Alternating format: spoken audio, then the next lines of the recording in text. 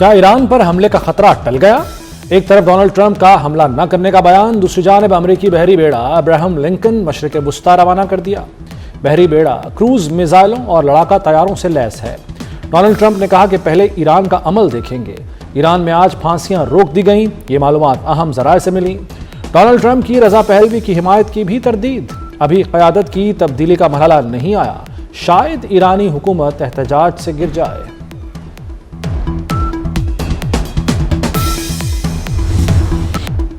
Trump فیصلہ کن اور مختصر ایکشن چاہتے ہیں، عالمی میڈیا کا دعویٰ۔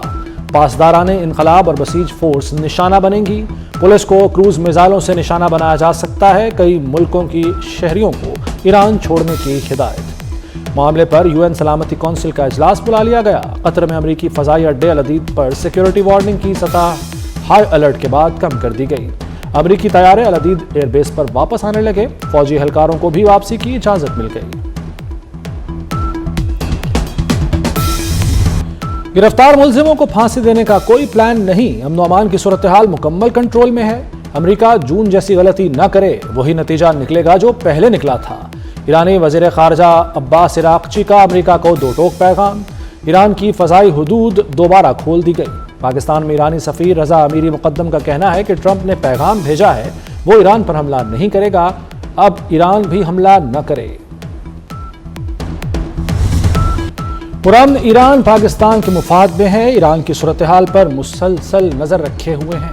ترجمان دفتر خارجہ طاہر اندرابی کی میڈیا بریفنگ، کہا تہران اور واشنگٹن سے مثبت تعلقات ہیں، ایران امریکہ رابطوں میں سہولت دیتے رہے ہیں۔ ترجمان دفتر خارجہ نے بھارتی آرمی چیف کے الزامات کو بھی مسترد کر دیا، بھارت کو اشتعال انگیز بیانات سے باز رہنے کا مشورہ۔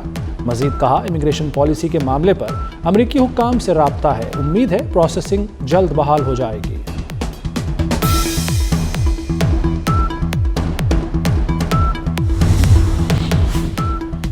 وزیر داخلہ محسن نقوی کی محنت رنگ لے آئی، گرین پاسپورٹ کامیابی کے جھنڈے گاڑنے لگا۔ پاکستان کا پاسپورٹ 126ویں سے 98ویں نمبر پر آ گیا۔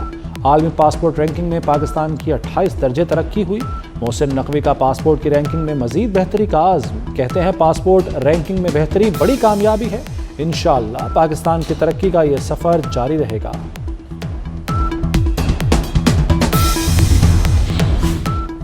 صدر آصف زرداری سے بحرین کے وزیر داخلہ کی ملاقات، پاکستان اور بحرین کے درمیان انسداد دہشت گردی تعاون مزید مضبوط بنانے پر اتفاق، منشیات سمگلنگ کے خلاف مشترکہ اقدامات پر بھی اتفاق، پاکستان بحرین شراکت داری علاقائی سلامتی کے لیے اہم قرار، بحرینی وزیر داخلہ کا محسن نقوی کے تعلقات کو فروغ دینے کا خصوصی ذکر، صدر مملکت نے محسن نقوی کے کردار کو سراہا، کہا محسن نقوی بیٹے بلاول کے بعد دوسرے بیٹے کی مانند ہیں۔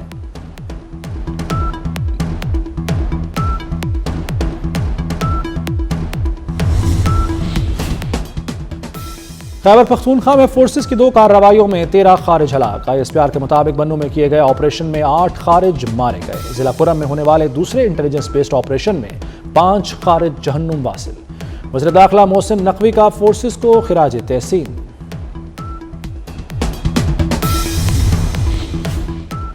اندرونی اختلافات طالبان حکومت کے خاتمے کا باعث بن سکتے ہیں، افغان طالبان کے سپریم لیڈر مولوی ہیبت اللہ اخوندزادہ نے خبردار کر دیا۔ قندھار کا دھڑا ہیبت اللہ اخوندزادہ کا حامی اور کابل میں طالبان کا دوسرا دھڑا ان کا مخالف ہے۔ کابل دھڑا تعلیم اور عالمی روابط کا حامی ہے، جبکہ قندھار دھڑا سخت گیر موقف پر قائم ہے۔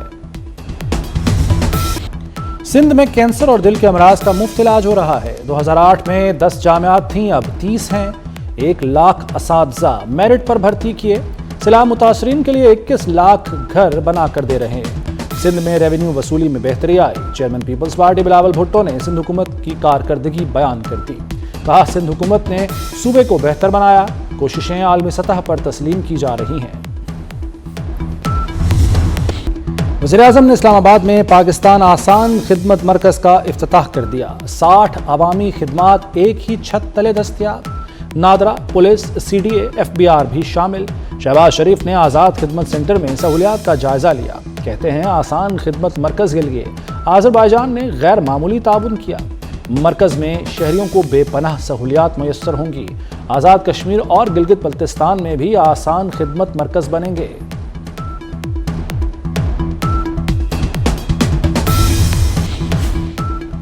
وزیر داخلہ محسن نقوی کا دورہ کوئٹہ، وزیر اعلیٰ بلوچستان سرفراز بگٹی کے ہمراہ شہید میجر انور کاکڑ کی رہائش گاہ گئے۔ شہید کی والدہ، بھائیوں اور کمسن بیٹوں سے ملاقات، دلی ہمدردی اور تعزیت کا اظہار۔ محسن نقوی نے کہا کہ شہید میجر انور کاکڑ کے بیٹے کا ایچیسن کالج میں داخلہ کرایا جائے گا۔ وزیر اعلیٰ بلوچستان کا شہید کے بھائی کو سرکاری نوکری دینے کا اعلان۔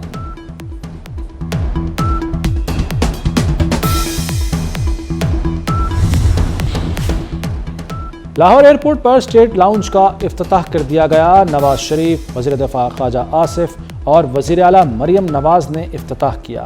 راوی لاؤنج، داخلی لابی، مین ہال اور دیگر حصوں کی تعمیر نو کی گئی۔ وزیر داخلہ محسن نقوی کا نیشنل پولیس اکیڈمی کا دورہ، زیر تربیت ASPs کو پلاٹ دینے کا اعلان۔ کہتے ہیں پولیس افسران کی مشکلات دور کر رہے ہیں، پروموشن کے مسائل بھی حل کریں گے۔ ASPs کو تربیت کے لیے بیجنگ بھیجا جائے گا۔ محسن نقوی نے نیشنل پولیس اکیڈمی میں تزئین و آرائش کے کام کا معائنہ کیا، کانفرنس ہال، ڈائننگ روم کا جائزہ لیا۔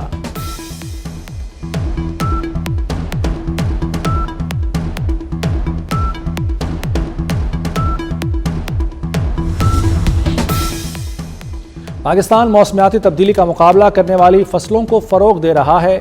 وزیر غذائی تحفظ رانا تنویر کی جرمنی میں قازقستان کے نائب وزیر عزت سلطانوف سے ملاقات میں اظہار خیال۔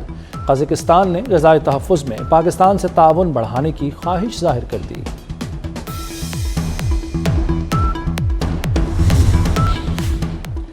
پنجاب میں آٹے کی قیمت ہر روز بڑھنے لگی۔ لاہور میں 15 کلو آٹے کا تھیلا 1800 روپے تک پہنچ گیا۔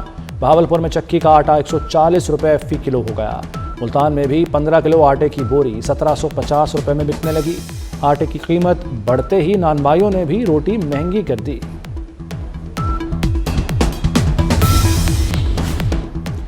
ٹیکسٹائل ایکسپورٹ مسلسل گر رہی ہیں۔ چیئرمین آل پاکستان ٹیکسٹائل ملز ایسوسی ایشن کامران ارشد کی پریس کانفرنس، کہا اکتوبر سے دسمبر تک ٹیکسٹائل ایکسپورٹ کم ہو رہی ہیں۔ یہ پاکستان کی صنعت، معیشت اور روزگار کے لیے خطرناک ہے۔ صنعتوں کا ٹیرف 24 روپے تک پہنچ چکا ہے۔ اس ٹیرف پر صنعتیں نہیں چل سکتی۔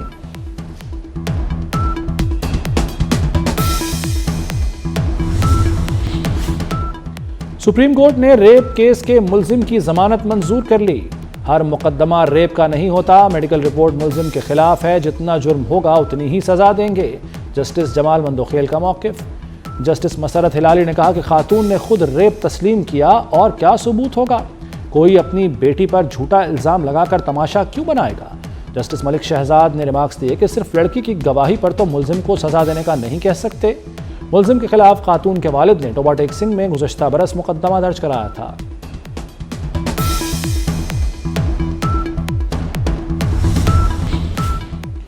جوڈیشل کمیشن نے لاہور ہائی کورٹ کے 11 ایڈیشنل ججز کو مستقل کرنے کی منظوری دے دی۔ لاہور ہائی کورٹ کے ایک ایڈیشنل جج کو توسیع دی گئی، ایک ایڈیشنل جج کو مستقل نہیں کیا گیا۔ اسلام آباد کے شہری ہوشیار، ایم ٹیک کی ڈیڈ لائن تمام ہو گئی۔ کل سے بغیر ایم ٹیک کے گاڑیوں کے خلاف کارروائی کا آغاز کر دیا جائے گا۔ ایم ٹیگ ریڈرز کے بغیر گاڑیوں کو ناکہ جات پر روکا جائے گا۔ ابتدائی طور پر کارروائیاں 12 ناکہ جات پر کی جائیں گی۔ پنجاب میں 19 جنوری سے اسکول کھل جائیں گے۔ موسم سرما کی تعطیلات میں مزید توسیع نہیں ہوگی۔ وزیر تعلیم پنجاب رانا سکندر حیات نے دو ٹوک بتا دیا۔ کہا بچوں کو موسم سرما کی 30 چھٹیاں دی گئیں، بچے 30 میں سے 27 چھٹیاں گزار چکے ہیں۔ مغربی ہوائیں آ گئیں۔ 16 سے 19 جنوری تک شدید سردی کی پیش گوئی۔ بارشیں برسانے والا سسٹم 17 جنوری کو ملک میں داخل ہوگا۔ اگلے ہفتے بارشیں ہوں گی۔ بالائی علاقوں میں برف باری کی بھی پیش گوئی۔ NDMA نے شدید سردی کا الرٹ جاری کر دیا۔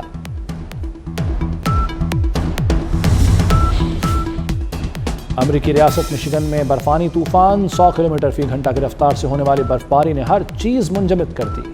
روس میں برفانی طوفان کے بعد گاڑیاں برف میں دھنس گئیں۔ شدید برف باری سے کئی علاقوں میں سڑکیں بند۔ محکمہ موسمیات نے ایک اور طوفان کی وارننگ جاری کر دی۔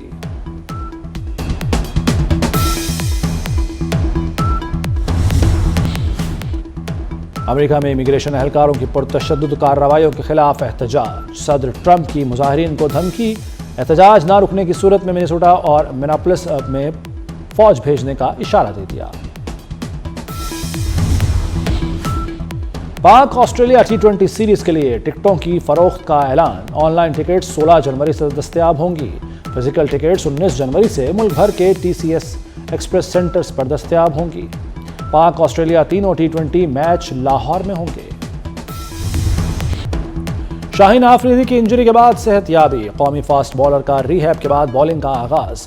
شاہین آفریدی بگ بیش لیگ میں گھٹنے کی انجری کا شکار ہوئے تھے۔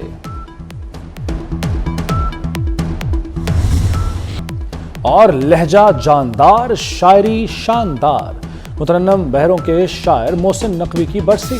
نعت ہو یا سلام، غزل ہو یا نظم، محسن نقوی نے ہر صنف سخن میں شاہکار کلام تخلیق کیا۔